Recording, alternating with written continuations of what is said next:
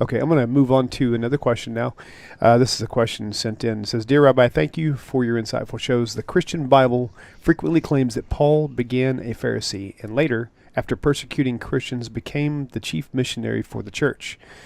You have questioned Paul's claim to have been a former Pharisee. Can you cite teachings expressed by Paul that you believe illustrates that Paul was not of Pharisaic background? Okay, that's a very, very good question. So, I've expressed enormous skepticism about something that people just accept as axiomatic, that Paul was a former Pharisee. Now, I want to demystify this word Pharisee, because Pharisee sounds like it is an arcane term, and we don't talk that way, but there is no distinction between the word Pharisee and religious Jew, Orthodox Jew. All of traditional Judaism emerges from the Pharisees. The word Pharisee is not really the term that was used about religious Jews. The term is Perushim, and Perushim means those who separate themselves. And the term was not a term that we chose for ourselves. Just as the term Orthodox Judaism was not adopted by Jews. Jews didn't coin this term. It was coined by others to describe what we know as Orthodox Jews, as distinct from Jews who are members of other denominations who have other beliefs, okay? So I just want to use that word. Pharisee is interchangeable with Orthodox Jews, okay? There's no distinction between the two. And I just want to demystify this whole point. So the claim that Paul makes, and others make of Paul, most notably whoever wrote the book of Acts, meaning whoever wrote the book of Luke and Acts, will claim that Paul was a Pharisee, and the claim that Paul will make for himself that he was a Pharisee of Pharisees, he was the most religious, he was the most zealous for the Lord, so on and so forth. I doubt that very highly. And why do I doubt that?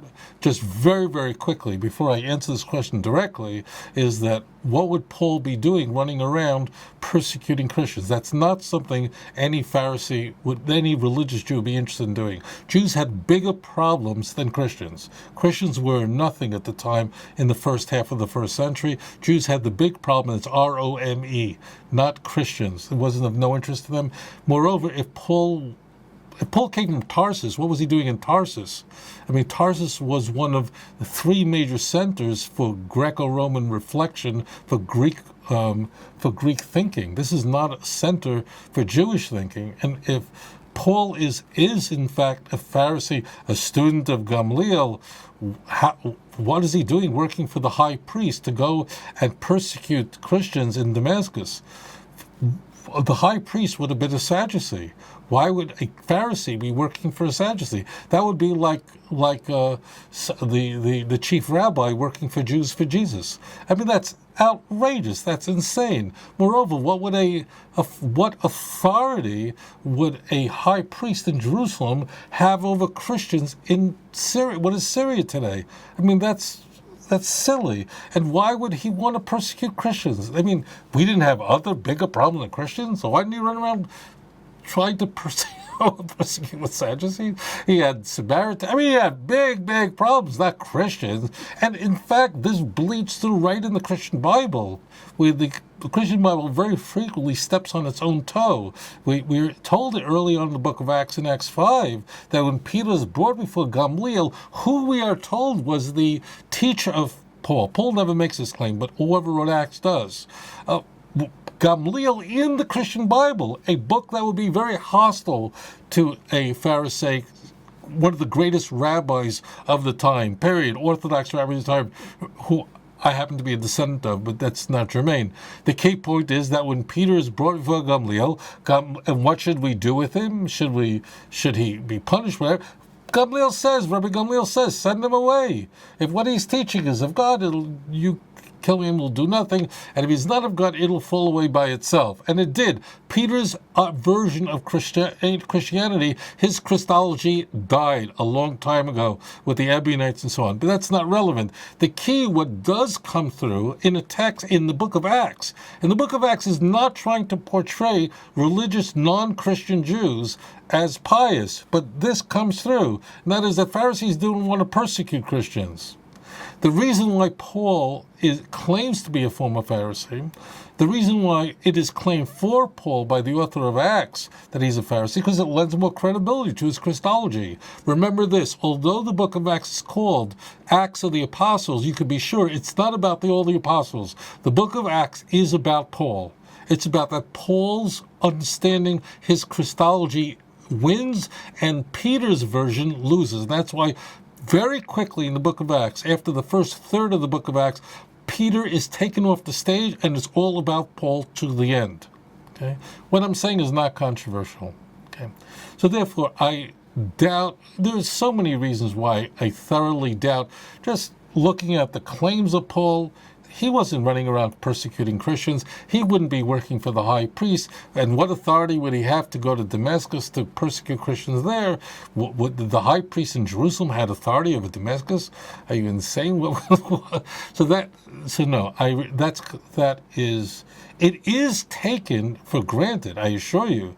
And I read the writings of many, many Christian scholars, and they just say it without even questioning this. And why, I can't answer you. It's just what they're taught. This is it. And people sometimes just don't question,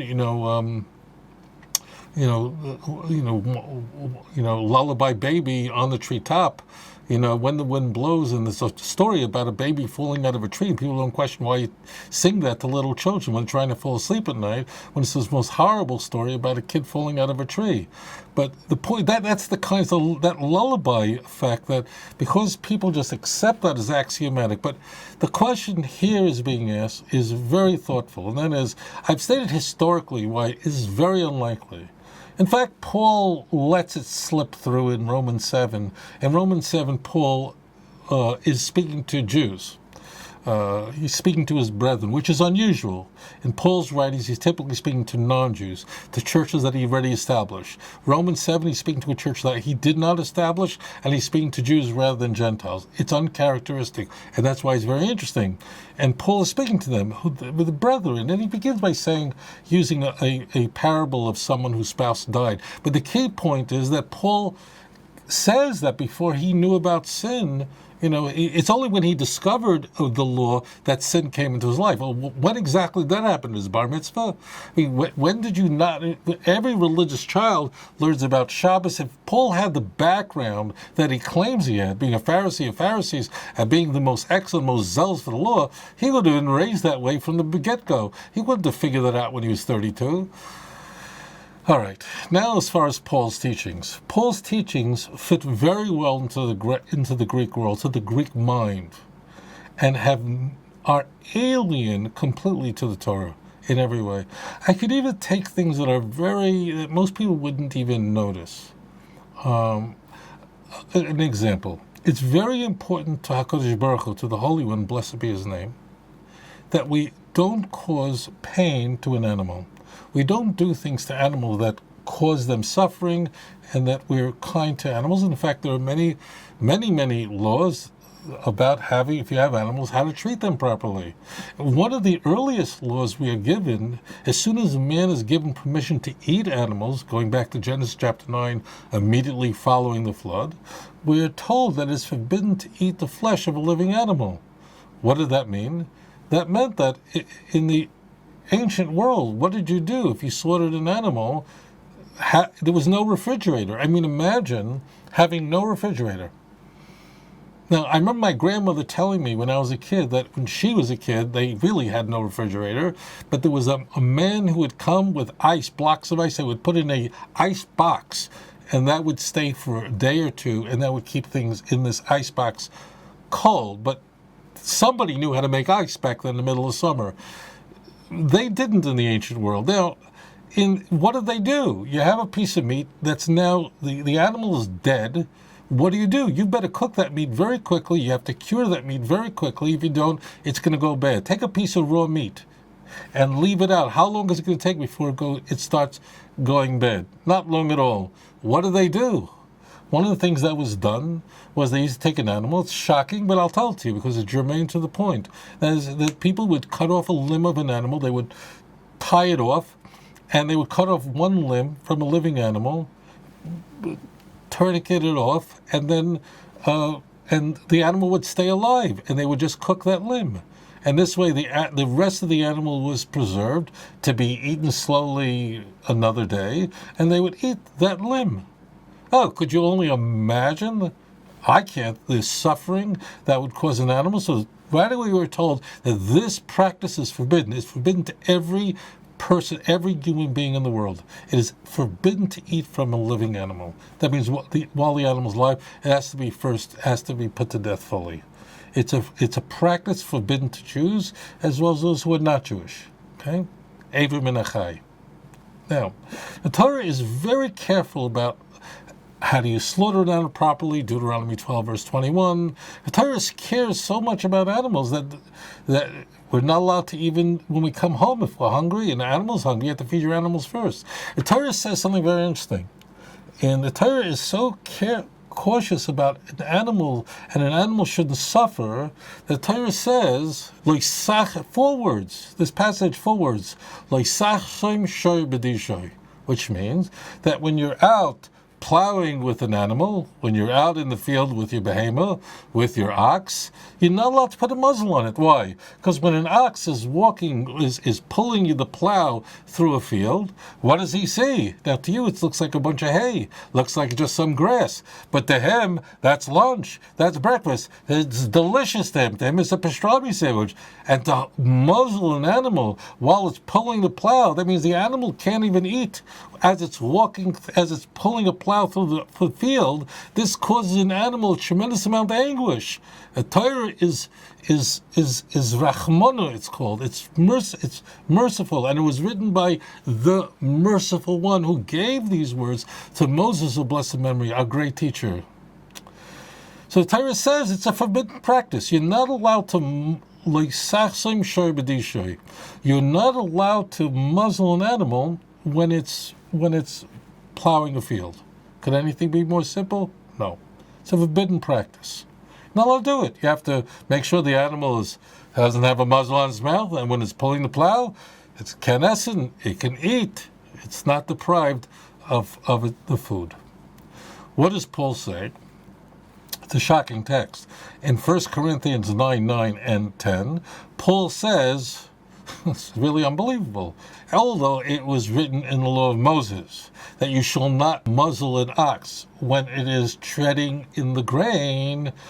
Then he goes, do you really think that the Torah cares about oxen, that this was written?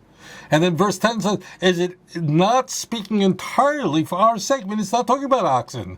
There's no prohibition of muzzling an animal as it's moving through a field. It has nothing to do with oxen. It has to do with feeding a pastor, that those who are leaders of the church. That's what it's talking about. He totally undoes what it says in the Torah. Torah is a very simple commandment. I mean, I know for many people this may be shocking, and I have a feeling, I'm not sure, that I think for many Christians or ex-Christians who watch the show are going, you know, I've been a Christian for 35 years. I never even thought about that.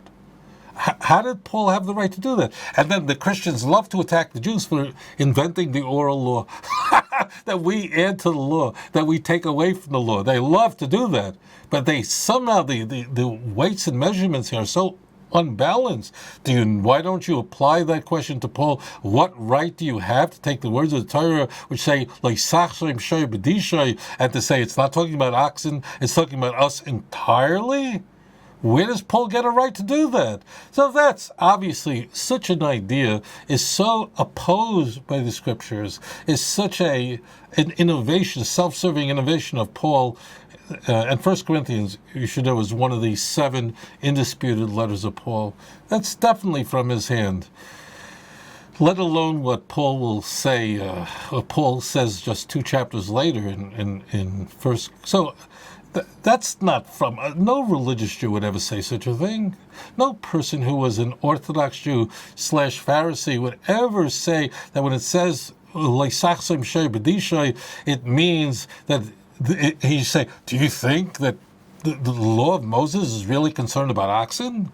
Are you insane? I'm sorry if this sounds, and this really bothers me. It bothers me because The Torah is talking about not causing an animal suffering. That you have to make sure that when it's plowing the field, okay, but make sure you don't cause it to suffer by muzzling it, that it can't eat when it's taking care of your needs. How do you dare say, do you think that's talking about, well, there's no way in the world that somebody who comes from a Pharisaic background would ever suggest such a thing. The tongue would fall out of the mouth before they would say such a thing. This very much sounds like the Epistle of Barnabas, which question all the Torah. Well, why can't Jews eat pork? Leviticus 11. No, it has nothing to do with really not eating pork. It has to do with the fact that don't act like a pig. And so you can eat all the pork you want. It means don't act like a pig, rolls in the mud, and so on and so forth.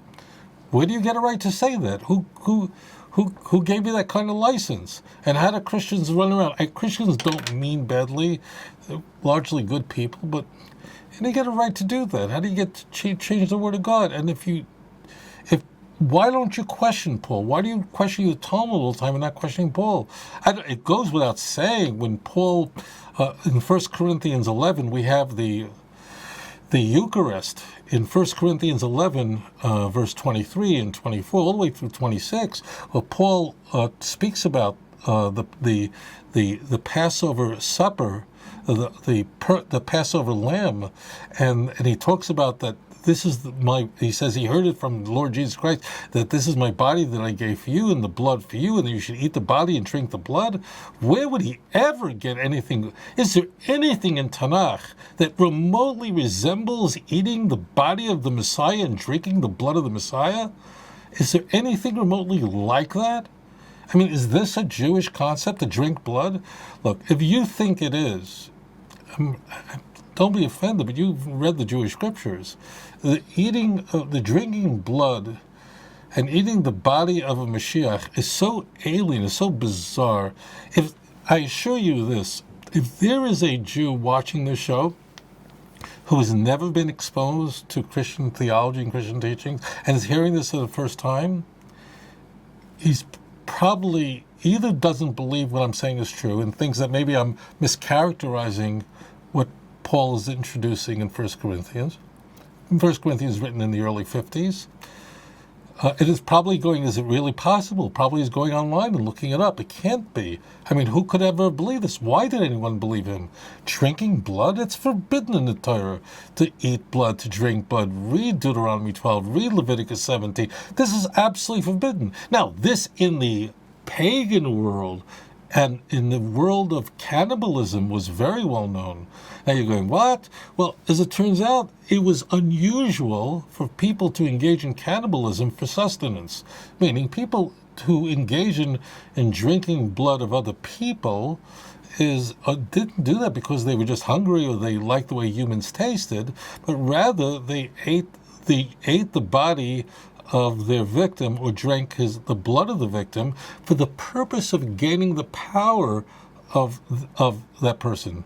That's why, for instance, in Papua, right now, which is the largest island in Indonesia, so in Papua there still are cannibals who are there to this day, and missionaries who ventured in the wrong parts of the mountains of Papua, who went to the wrong place, wound up becoming food for these tribes that have been there.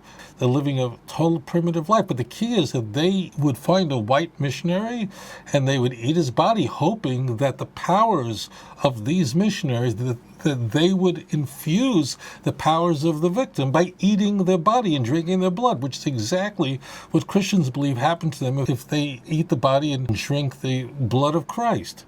Now, whether Christians believe it literally occurs during the Eucharist, as Roman Catholics do, or it's symbolic, all Christians believe that it is this Eucharist that transfers over the power of Christ to those who are believers. And in Christ we are saved, and that we are nailed to the cross and rise with Christ. If what I'm saying to you sounds odd, unusual, that means you've never stepped foot into a church, you've never had even a superficial study of Christian theology. This is no religious Jew, no Orthodox Jew, no Pharisaic Jew would ever come up with such an idea. Now, I know what some Christians are going to say. They go, well, he didn't come up with such an idea. Paul, in fact, says that he has this directly from Jesus Christ himself. But isn't that the reason why you reject Mormonism, for example? If I asked you, if you are a Christian, you're an evangelical Christian, it makes no difference whether you're a Calvinist or not. You know, whether you follow the teachings of Calvin or whether you follow the teachings of Wesley, whether you follow the teachings of the Assemblies of God, which means you're charismatic, or you belong to some Southern Baptist church and you're not charismatic. Forget all that. Regardless, if I said to you, well, why do you reject Mormonism? Why don't you join the Church of the Latter-day Saints? You'll say, because it teaches ideas that are completely foreign to the teachings of the New Testament. If I asked any Christian, and every Christian or former Christian knows, I'm not setting up a straw man and toppling it. If I ask any Christian, why don't you accept Mormonism? Why don't you accept the Church of the Latter-day Saints? Why don't you follow the Book of Mormon? There are probably a handful of reasons that I'd be given. Foremost is that it is incompatible. The teachings of the Mormon Church are incompatible with the teachings of the New Testament. That's why we reject it.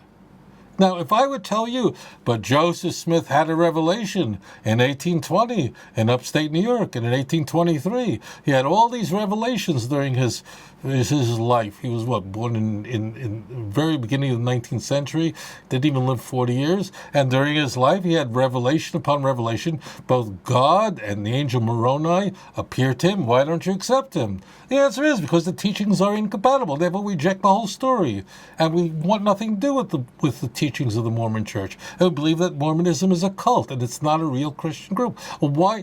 Well, if you're using that kind of critical thinking to reject Mormonism, and you're not impressed with the claims of Joseph Smith in upstate New York, and you don't believe that Jesus is going to make his second coming in Jackson, Missouri, then why do you accept Paul's claims that Paul was told he's supposed to eat the body and drink the blood of Christ? Why don't you use that same critical thinking? Now, if you don't want to, because you're raised, Jesus changed my life, so on and so forth, and you believe that Mormons somehow their lives are not changed, what am I going to tell you? But don't come to the Jews and say, why don't you accept Paul? The reason we don't accept Paul is he changed the Bible. And he was clearly not a Pharisee when he did this. And you could take the Torah in Deuteronomy. This is worth a few moments. In Deuteronomy chapter 30, the Almighty, blessed be his name, is saying through his prophet Moses that the Torah is not far away. It's not too difficult. You can keep it, which is completely upends Paul's teachings. Now, the Torah says it's not in heaven that you should say, who is going to go up to heaven and bring it to us that we may hear it, that we may do it. It's not over the sea that you should say, who will go over the sea for us to bring it to us that we may keep it. The word is near to you. Read verse 14 of Deuteronomy 30. The word is near to you in your mouth and in your heart that you may do it. Please compare Deuteronomy 30 verse 11 through 14 to Romans chapter 10 verse 6 through 8. Please do. If you compare the two, you'll run away from Christianity completely. You'll realize that Paul had slaughtered these texts. It's difficult to know that Paul's actually quoting, but he is. And in case you doubt me, please look at your footnotes in your Christian Bible. It will tell you in Romans 10 that Paul is quoting Deuteronomy 30. Same thing goes to Deuteronomy 30. They're cross-referenced. I'm not inventing this. And when the Torah says in verse 14, it ends that you may do it, and Paul completely removes that. The most important part. That's the rub. The rub is you can keep the Torah. Paul removes it, cuts it out, jettisons it, throws it overboard, and he doesn't include it in Romans 10. It ends with the word is near to you in your heart. End. How did you stop there? What happened to the end of Deuteronomy? How do you change the word of God? And if you're going to play with my Bible, you think I'm going to get baptized and convert to Christianity? You think I'm going to believe for a second that you had a Pharisaic, meaning a traditional religious Jewish training? Of course not. I know immediately that you're either have lost your mind completely, and certainly you would have no training in the works of the Pharisees. And Paul much better quotes comedy writers, Greek like Menander and so on, than he quotes anything Jewish. One last part, I just want to, there's so many examples I can give here. Another example is Paul's treatment of the resurrection of the dead. we're back in 1 Corinthians, just a few chapters later, 1 Corinthians 15. There were people in the church in Corinth who questioned whether the dead rise in a, how does the resurrection of the dead work? Jesus' resurrection was literal, and so on and so forth. The point I want to make is that Paul's teaching on the resurrection of the dead, that what rises from the grave, the risen dead, are not the same body as the body that died. That's essential to 1 Corinthians 15. It's a very well-known chapter where Paul conveys that just like a seed that's put in the ground, it dies, and what comes out, the flower that comes out, is something totally different. That when Jesus rose from the dead, it was something completely different than what the body that Jesus had. Now, he does have a body, but Paul refers to it as a spiritual body. It's not the same thing. Now, the gospel writers later on are going to push back against this. We're going to see this particularly in Luke, where Luke wants to show this is not the case, and Luke wants portrays Jesus in the resurrection accounts as Jesus encountering the disciples in a room in Jerusalem, and he's eating burnt fish with them, and says, "How does a spirit eat?" And in the book of John, Thomas is actually sees the wound of the resurrected Jesus, and it's quite physical. They're pushing against this, but the key point is Paul is advancing the notion that what is resurrected is something completely different than the body that lived. Now, you're going, is this really a big deal, Rabbi? Well, it is. It's a huge deal.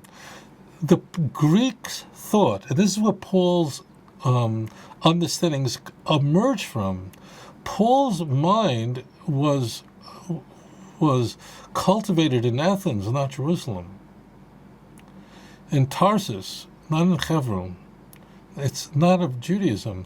But to the Greeks, the idea that a dead body that decays in the ground would one day resurrect from the dead was absolutely inconceivable.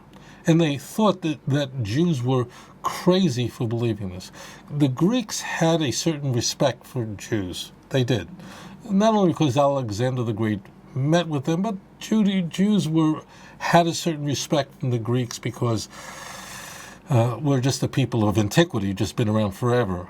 But they had major issues with the Jews and things that they thought the Jews were absolutely out of their minds for believing. And one of those things is the Tchias HaMesim, the resurrection of the dead, that the Jewish people believed that when at the end of days, when the final redemption occurs, that the promise of Daniel chapter 12, verse 2, Isaiah 26:19, and so on, that the physical body that's in the ground will be reconstituted and rebuilt, and people will live again in that body. And to the Greeks, the physical body was a vessel that was decayed and was undesirable, and there was something much, much better, much, much higher, a kind of spiritual entity, and that we would totally never return back to the body that died. That was a vessel of a broken world. Socrates was happily drank his hemlock, saying that he's finally done with his body. Read Cicero's Republic 6:4, where he outlines this. This is how the Greeks thought, that there was, resurrect from to this body? This is a broken vessel of a physical world. That's a broken world. And we're resurrecting to something higher and spiritual. We're never returning back to this decayed body. That's exactly how Paul felt. That's exactly how he thought. Paul's thinking was completely consistent with Greek thinking, had nothing to do with Jewish thinking. Now, he had to fuse this together with Jewish ideas, but Paul's idea on the resurrection was one with someone resurrected, not in their physical body that they had before they died. And that's what comes through in this, probably the most famous chapter that Paul has ever written, 1 Corinthians 15, the resurrection chapter. So that is a Greek idea. That's not a Jewish idea. Paul would have never picked it up in a Jewish background, which he lacked. Paul was very well exposed to the teachings of Philo, who was a Jew who lived in Alexandria, was born in about the year 11 BCE. He died sometime in the 50s. That means he was a contemporary of all this. Philo was a very important teacher, writer, historian. The key is these ideas were very much on the lips of Philo. And Philo was not a Pharisee. He was not a religious Jew. He was a Hellenistic Jew. Hellenistic Jew means that his mind was thinking Greek, not Jerusalem, not Tyre. He was using terms in the Torah as Paul did, but he was using the vessel of Athens in order for his exegesis. He wasn't using the teachings of Torah. So Philo serves us well, helps us, because his surviving writings give us insight into what the world looked like in the first century. What do we know about Essenes? We could know a lot about them from Philo. The show is not about Philo.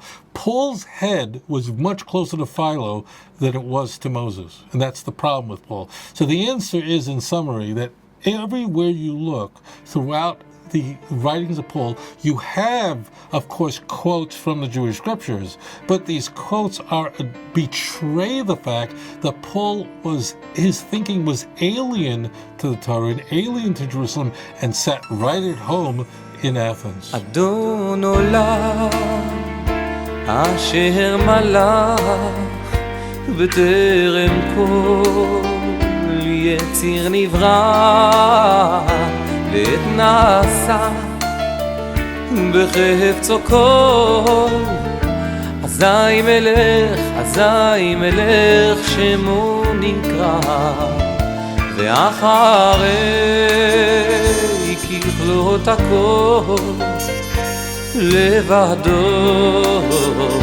ימלוך נורא והוא היה